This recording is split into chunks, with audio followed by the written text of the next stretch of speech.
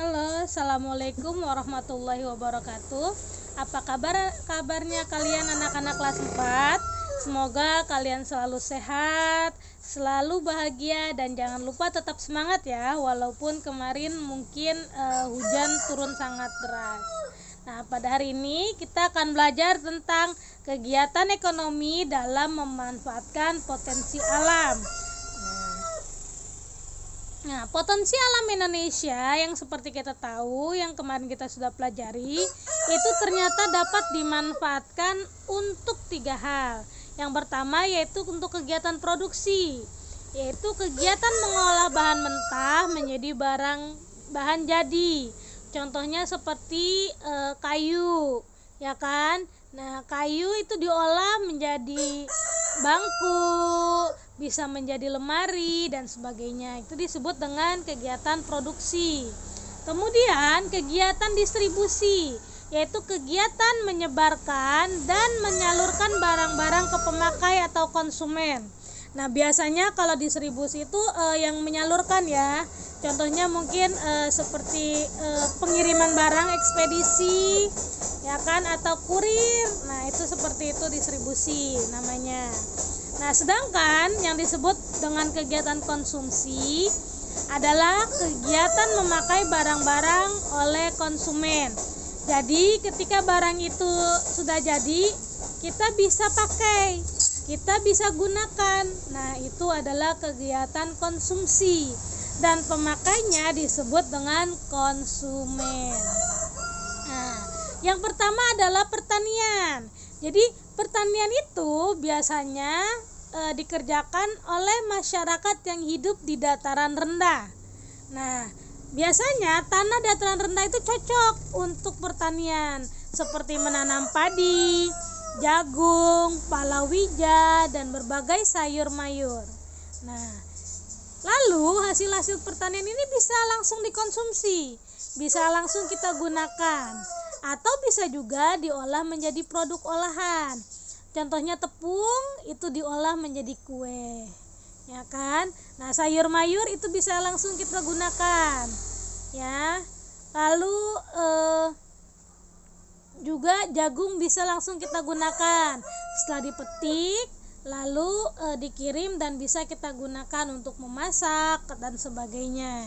Nah, yang kedua adalah pertanian. Nah, area perkebunan itu usaha perkebunan itu cocok dilakukan oleh di dataran tinggi, pegunungan, dan dataran rendah, ya, karena tanah di dataran rendah itu sangat cocok untuk perkebunan teh, kopi, dan kina. Sedangkan di pegunungan itu untuk perkebunan cemara, mahoni, pohon, dan pinus. Lalu tanah di dataran rendah cocok untuk tanaman karet, kelapa sawit, cengkeh, tembakau, dan coklat. Nah, ini biasanya perkebunan itu kalau biasa kita jumpai itu banyak terdapat di daerah puncak ya teman-teman ya. Nah, hasil perkebunan ini tidak dapat langsung dikonsumsi tapi harus diolah dulu ya. Contohnya minyak goreng atau teh dan kopi. Nah, itu harus diolah terlebih dahulu baru dapat kita konsumsi. Nah, selanjutnya yaitu peternakan. Nah, peternakan ini biasanya dimanfaatkan oleh masyarakat yang tinggal di padang rumput atau savana. Ya, nah, yang biasa dibudidayakan itu adalah sapi, kuda, kambing, dan kerbau.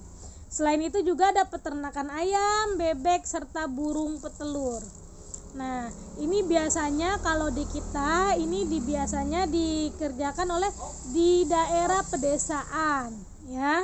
Nah, usaha peternakan ini bisa langsung kita konsumsi, ya. Tapi ada juga yang melalui proses produksi, diolah jadi daging kaleng, dijadikan abon, dijadikan sarden, ya kan, dan lain-lain. Yang keempat, perikanan. Nah, ini ikan nih. Nah, usahanya adalah tambang udang dan tambang bandeng. Biasanya diusahakan masyarakat di wilayah perairan darat atau di daerah pantai. Ya, atau nelayan itu bisa langsung menjaring ikan yang di daerah pantai ya. Dijaring kemudian dijual lalu bisa kita konsumsi. Tapi ada juga yang diolah ya kan menjadi proses produksi, yaitu kayak kerupuk udang, bandeng presto dan lain-lain sebagainya.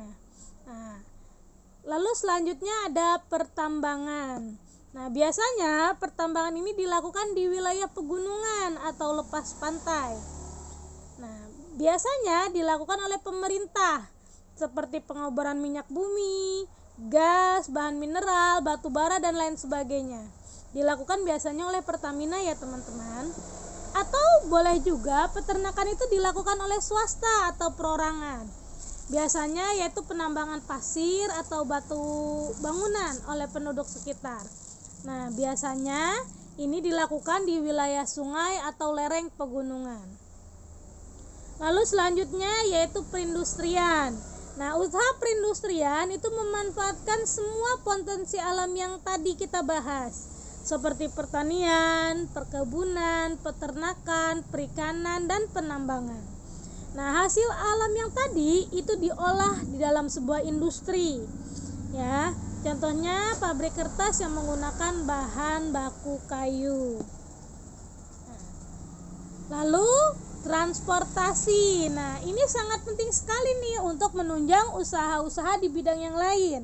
Karena tanpa transportasi, bahan-bahan yang tadi sudah dibuat itu akan terhambat kalau tidak ada transportasi, ya. Nah, jenis-jenisnya itu ada darat, laut, bahkan sampai udara. Nah, di Sumatera dan di Kalimantan itu sungai-sungai besarnya dimanfaatkan untuk sarana transportasi air. Ya. Nah, lalu yang ke-8 yaitu dunia pariwisata. Nah, ini sedang dikembangkan oleh pemerintah daerah setempat. Sehingga dengan adanya pariwisata ini diharapkan potensi alam yang ada yang sangat bagus itu dapat terekspos. Ya, juga dapat memberikan pemasukan bagi pemerintah daerah serta memberikan peluang usaha bagi penduduk yang ada di sekitarnya. Nah, peluang usahanya apa aja? Yaitu bisa perhotelan, restoran, transportasi, perdagangan serta jasa pemandu wisata. Nah, banyak ya. Jadi kalau dikembangkan sebenarnya potensi alam Indonesia itu banyak sekali yang bisa dimanfaatkan. Nah, tugas hari ini yaitu silakan kalian buat seperti ini. Lalu catat proses pengolahannya sampai ke tangan konsumen. Kalau pertanian diprosesnya bagaimana, lalu distribusinya bagaimana, lalu sampai ke kita seperti apa. Ya, itu aja tugas hari ini. Kalau ada yang belum kalian pahami, silakan kalian hubungi ibu ya.